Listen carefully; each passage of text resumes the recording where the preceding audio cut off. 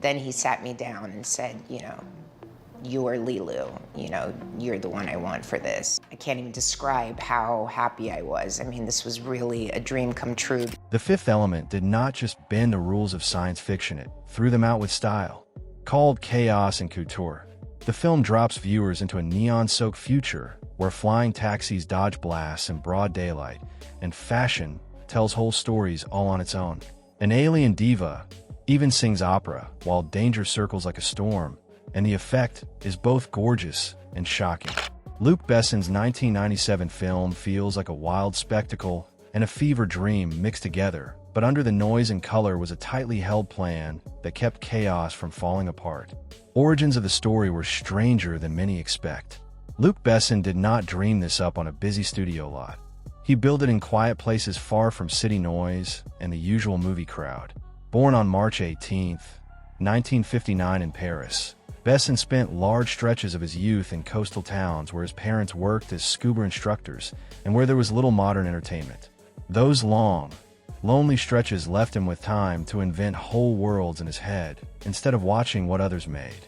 At 16 in the mid-1970s, he began writing the tale as a private escape, and that first draft ballooned into a huge, handwritten manuscript. Besson planned the story as a trilogy from the very start and pictured a sweeping space myth that crossed ages and borders. He did not want a small tale, but a full-blown mythology that moved across millennia and featured deep backstories for each piece of the world.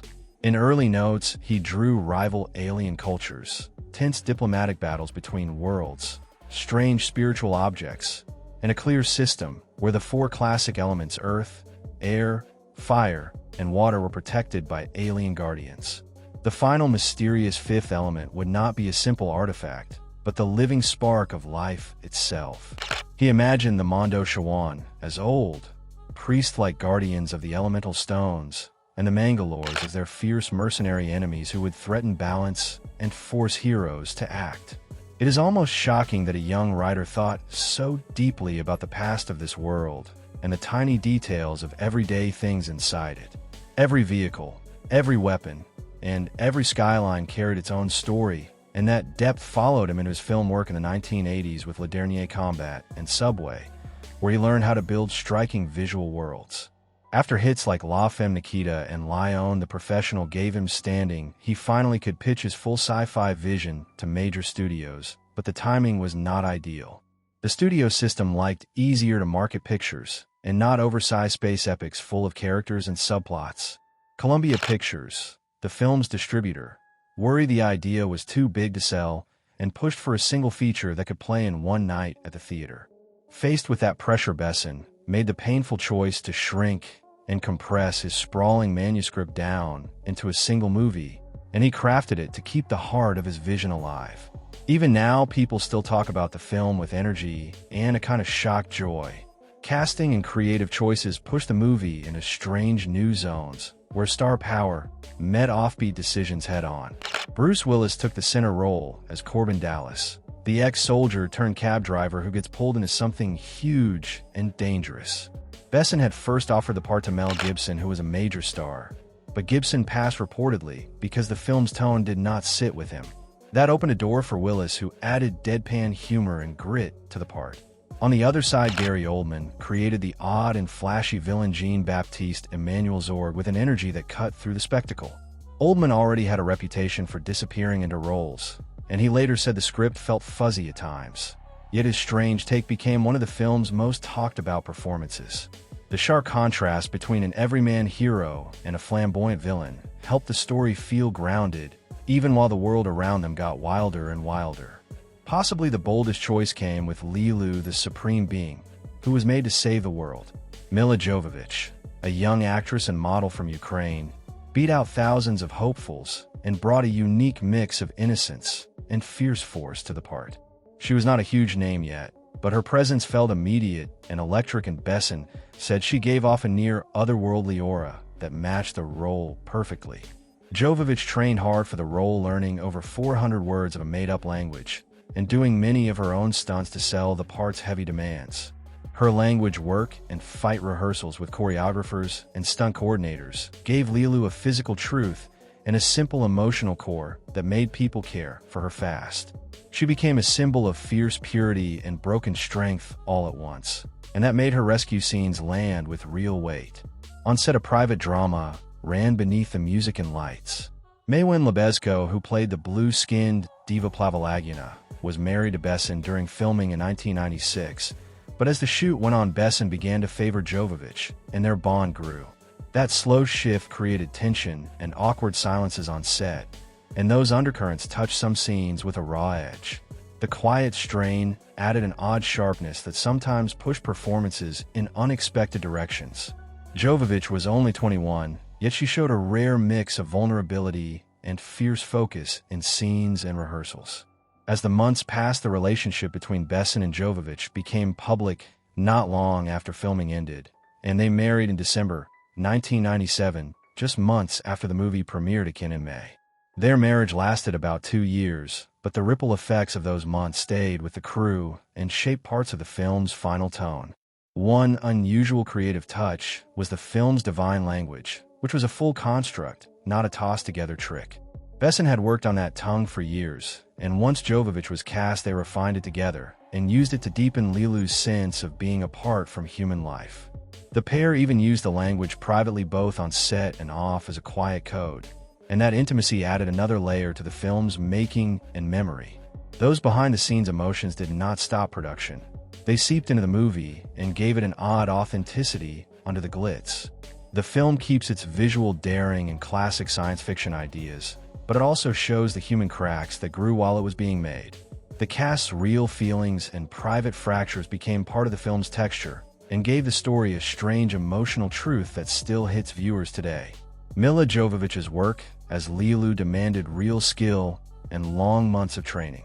She spent many sessions on hand-to-hand drills, practiced wire stunts, and learned complex choreography with stunt coordinators to make the fights feel real and immediate. She pushed to do nearly all her own stunt work, including wire-assisted moves and close combat, and that choice made the scenes feel risky and raw. This intense physical approach left marks on her body and on the shoot.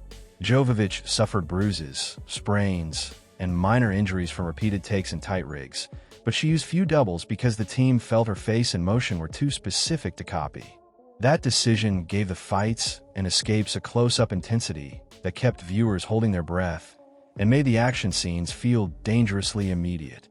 The movie's mix of daring casting, careful world-building, and real-life tension made The Fifth Element into something people keep coming back to.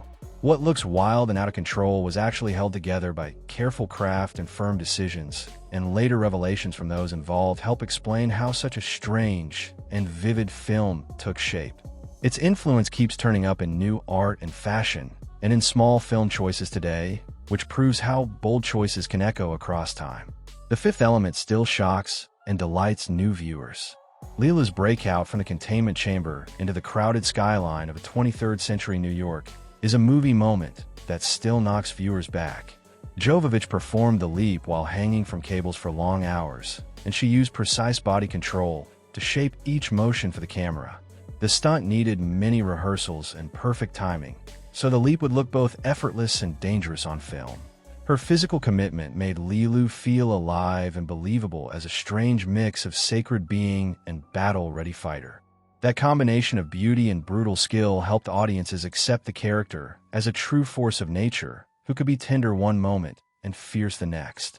The mix of graceful movement with raw energy gave the film a strong pulse that kept viewers on edge. The film's push for real effects reached into the prop shop and into risky territory. One standout example was the ZF-1, the multifunction weapon carried by Jean-Baptiste Emmanuel Zorg and built by prop expert Pierre Buffon. The device was designed like a Swiss Army tool in science fiction form, and it combined a machine gun, a rocket launcher, a net launcher, a freeze gun, and a flamethrower into one compact body. While many parts were clever camera edits or mechanical tricks, the flamethrower was actually built with a fuel system and lit during test runs, which is rare for a prop. During one trial at Pinewood Studios in late 1996, that flamethrower misfired and nearly set part of the set on fire. The crew contained the blaze quickly, but the close call halted production briefly and led safety teams to add stricter checks and supervise tests going forward. That near disaster only underlines how determined the team was to use practical effects. Luc Besson insisted on real stunts and real props because he wanted the film to feel tactile and immediate on camera.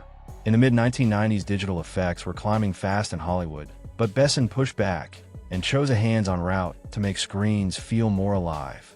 Remarkably, the film used only around 188 heavy CGI shots, which is a low number for a large-scale science fiction movie in 1997. Instead, many major sequences were crafted with miniature models, careful green screen composites, and real pyrotechnics, which gave scenes a physical weight. The destruction of the Mangalore battleship and the New York street chase felt like tangible events rather than digital simulations, and that choice helped the movie keep a fast and punching rhythm. Costume design and physical strain. The film's bold look also meant real strain for the actors who wore extreme gear on long days of shooting. The Mondo Shawan suits are a prime example of this pressure because the performers inside faced major physical challenges while trying to move like giant ancient guardians. These gold-plated armor suits were designed by Joseph G. Amsel and assembled by a skilled team using fiberglass foam latex and metal bits, and each suit weighed roughly 80 pounds or 36 kilograms. There was no ventilation inside and no small cooling systems, so the people in the suits quickly built up body heat under hot stage lights. Filming those scenes at Pinewood Studios in 1996 turned into endurance tests where crew members had to keep a close eye on performers and help them out of the suits after long takes. Assistant director Sylvie Landra and other team members often paused the shoot to make sure the actors did not become ill, and paramedics were sometimes present on standby. The slow, deliberate moves of the Mondachans were less about style and more about survival, because quick motions could cause exhaustion or collapse. Several performers suffered dizziness, sweating, and near fainting while shooting under the heavy suits and bright lights. That discomfort was real, and it shows in the controlled and almost mechanical movements captured on camera. On the opposite side of the costume spectrum was Ruby Road, the hyperactive media host played by Chris Tucker, who wore daring creations by Jean-Paul Gaultier. Ruby's outfits looked wild and otherworldly, but they were also heavy and restrictive to wear in real life. The leopard print ensemble, with a giant high collar-tight vinyl pants and many rigid details, weighed over 50 pounds or 23 kilograms, and this made sitting and normal movement very difficult. While filming aboard the Fhloston Paradise, Tucker often had to lean against walls or lie flat between takes just to relieve his body because the outfit prevented sitting comfortably. The heavy embellishments, the microphone cane, and rhinestone pieces added to physical strain and forced the actor to plan every movement and line precisely so nothing went wrong on camera. Practical effects and the filmmaking approach. Besson built sequences to collapse in real time and trusted skilled technicians to make those moments work safely and convincingly. The Diva Plavalaguna scene on the Fhloston Paradise is the clearest example of this approach because the crew created a lavish concert hall set that could be wrecked on purpose for the camera. Special effects supervisor Nick Alder, who had worked on big films before, used traditional methods like squibs, breakaway panels, and pressurized charges to create explosions and flying debris. Dozens of crew members coordinated camera stunts and detonations, so the chaos would unfold precisely when needed, since the moment was essentially a one-take opportunity. Once the set gave way, rebuilding would have cost a huge amount of time and money, so everyone had to hit specific marks while fire, smoke, and falling plaster filled the air. Actors including Mila Jovovich, Bruce Willis, and stunt doubles had to navigate the danger and stay on mark while reacting to real explosions and collapsing set pieces. Visual effects supervisor Mark Stetson layered in miniatures, matte paintings, and limited CGI, but maintained that a large majority of the effects were practical in nature. He emphasized that about 80% of the film's effects were done on set rather than generated digitally. By comparison, Star Wars Episode I used over 2,000 visual effects shots just 2 years later, which highlights how unusual Besson's choice was for that era. Besson believed audiences would respond more strongly to destruction when it felt real and physical. The fire, smoke, and falling debris in the Diva scene were tangible, and the actors' reactions were real in the moment, which added weight to the spectacle. Chris Tucker in his Ruby Road costume was filmed reacting live to the blasts, and that real timing demanded nerves of steel from the cast. The diva sequence combined music style and violence into one intense moment, because Maywin performed the role physically, while soprano Mila lent her voice to the aria. The choreography of the explosions matched the aria's rhythm, so the scene plays like a live opera that collapses into disaster, and that collision turned the set piece into something strangely beautiful and shocking. Recurring themes and contrasts. Beyond the spectacle, the movie returns often to contrast between beauty and decay, and it uses characters to show this tension. Lilu represents bright hope and pure energy, while the world around her shows cracks of moral collapse, violence, and despair. Diva Plavalaguna appears as sublime beauty and then dies on stage in a moment that ties grace directly to extreme loss. These characters do more than look striking. They carry the film's main ideas and link cosmic salvation to small human emotions. The mix of opera and action, surreal visuals, and hands-on filmmaking makes the film feel both grand and intimately immediate at the same time. Safety became a constant priority after the close calls, and the crew tightened routines to avoid danger. Fire teams checked rigs each day, and stunts were rehearsed many times before the real take.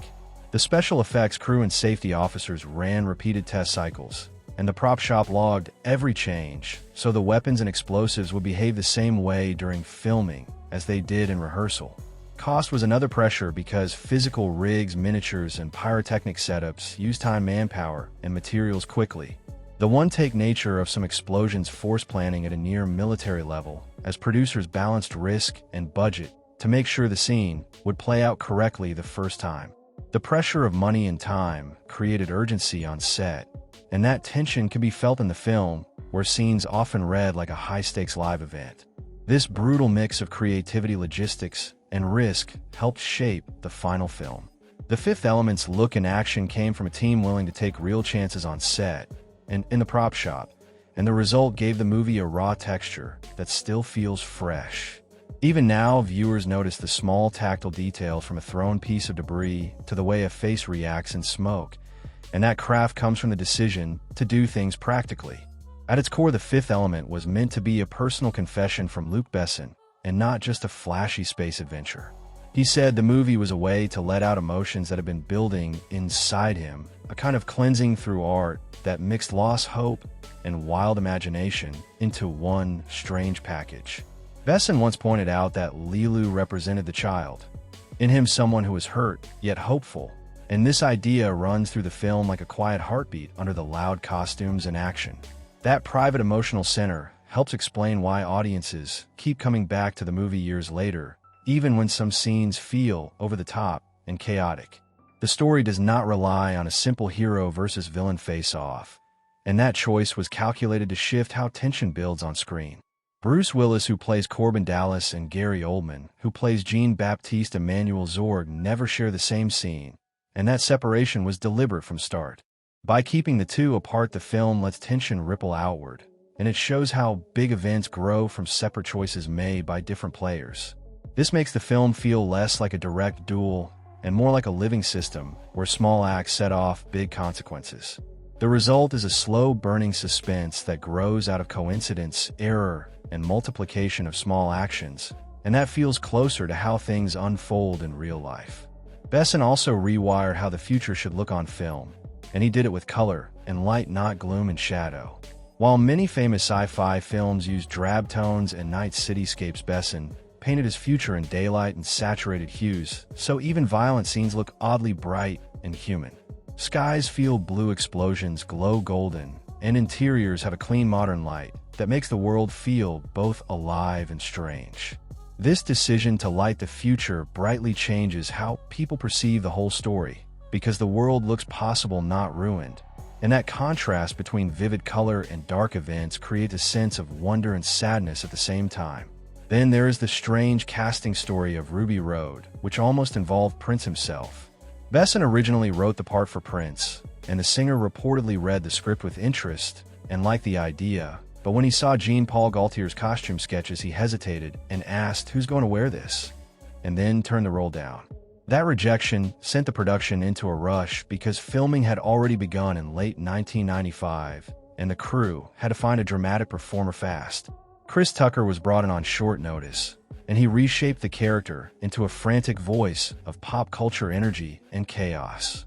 Tucker took the role and made Ruby Road into a tornado of speech, motion, and costume that mixed glam rock style with quick mechanical dance moves. He worked with Gaultier to adapt the clothes so they could survive his high-energy performance, and that collaboration created the now famous leopard-printed jumpsuit with its microphone extension. Tucker's take divided critics at first, but then grew into one of the film's most memorable pieces of bravado, and it helped the movie cross into pop culture in a big way. His mix of camp hysteria and comic timing gave Ruby Road a kind of electric unpredictability that still shocks and delights viewers today. Costume work in this film was not an afterthought. It was a core way to tell the story. Jean-Paul Gaultier was chosen many years before filming to design clothes that would speak for the characters and show where they fit into this world. He set up a full-scale workshop, and by the end of production his team had crafted 1,048 hand-fitted costumes, a massive effort that shaped the look and mood of every scene. Gaultier treated costume design like world building, and he made sure no two people looked the same, even in crowded scenes. The outfits for police and officials were stiff and structured to suggest control, while passengers on the Fhloston Paradise wore silks and ornamentation that shouted luxury waste and extreme vanity. Aliens were coded by fabric and shape, so the Mondachans wore heavy bronze-plated suits to show age, power, and mystery, while the Mangalores had jagged battle gear to hint at their savage nature. Each costume carried meaning, and that let viewers read the story visually even when dialogue was sparse. Lilu's white bandage suit became a clear example of Gaultier's philosophy, a bold minimalist statement that mixed fragility with strength. The outfit used medical strips to suggest healing rebirth, and it also freed Jovovich to move through stunts and fights with real agility. Jovovich later said she found the costume surprisingly comfortable, and that it allowed her to perform without feeling trapped. Gaultier avoided the usual heavy armor for heroes, choosing instead to make vulnerability look heroic and real. That choice stood out in the 90s when many blockbusters used generic looks or leaned on digital tricks, and it earned him a César Award nomination in 1998 for Best Costume Design. Now a smaller beat that turned into a huge cultural echo, the multi-pass moment, when Lilu hands over her ID and repeats the word the line lands with a mix of childlike confusion and strong insistence. And the crew knew they had captured something special on the first take. The moment was rooted in a constructed language. Besson and Jovovich developed together a tongue of more than 400 words that Jovovich practiced for months. She loved shifting sounds and mangling small English words like multi-pass to show Lilu was not from Earth, and Besson told her to play it honestly and not overcook it. The first take made the set laugh, and the moment felt spontaneous, which helped it catch on quickly. Fans adopted multi-pass as a cosplay staple at conventions, and it spread into toys, games, and jokes that remember the film as much as anything else. After release on May 9th, 1997, the film grew a devoted following, and that single line popped up in merchandise and references across media, with companies making keychains, badges, figures, and other items, while fans created handmade replicas and tributes. Video games and TV shows paid tribute to, with nods in games like Borderlands, Mass Effect, and Fallout, and parodies on Robot Chicken and Family Guy, while major films slipped in subtle shout-outs that rewarded viewers who knew the reference. The movie also influenced designers and pop culture makers who saw value in mixing theatrical fashion with everyday wear. Gaultier's work on the film proved that costume design can shape character psychology, and that bold color and odd shapes can carry meaning on screen and off into real life. On a deeper level, the film asks the audience to hold both extremes at once: hope and cruelty, beauty and ruin, and that tension still lands hard. Lilu, as a figure of purity and warrior strength, stands against a world of broken systems, greed, and violence, and that contrast gives the story a moral spine that runs beneath all the visual noise. Fans turned multi-pass into more than a line. It became a badge of belonging and a playful rallying cry at conventions like San Diego Comic-Con and Dragon Con, where fans dressed as Lilu and carried replica ID cards reading multi-pass for fun. NECA Funko and other companies soon made official merchandise, while small sellers on Etsy offered handmade relics that kept the joke alive for years. Video games also tipped a hat to the film with nods that fans loved in titles like Borderlands, Mass Effect, and Fallout. And TV shows poke fun at the phrase in clips and sketches on Robot Chicken and Family Guy, while major films slipped short Easter eggs to the line too. The echo of one 5-second beat shows how a tiny comic human moment can outgrow the scene it came from. The movie also influenced designers and pop culture makers who saw value in mixing theatrical fashion with everyday wear. Gaultier's work on the film proved that costume design can shape character psychology, and that bold color and odd shapes can carry meaning on screen and off into real life. On a deeper level, the film asks the audience to hold both extremes at once: hope and cruelty, beauty and ruin, and that tension still lands hard. Lilu is a figure of purity and warrior strength, stand against a world of broken systems, greed and violence. And that contrast gives the story a moral spine that runs beneath all the visual noise. What follows is the ongoing effect of choices made on set, the decision to light the future, the careful costume coding, the split between lead characters, and the way a tiny comic beat grew into a cultural touchstone. These moves combined to make a film that still feels original, and that still rewards viewers who look for its soft, hidden heart among the neon and the chaos. Actors also fed the film's emotional pulse with performances that mixed skill and real feeling. The small moments of doubt or tenderness were often the result of hard rehearsals, long stunt sessions, and raw energy on set. And that human work gave scenes a truth that special effects alone could never supply.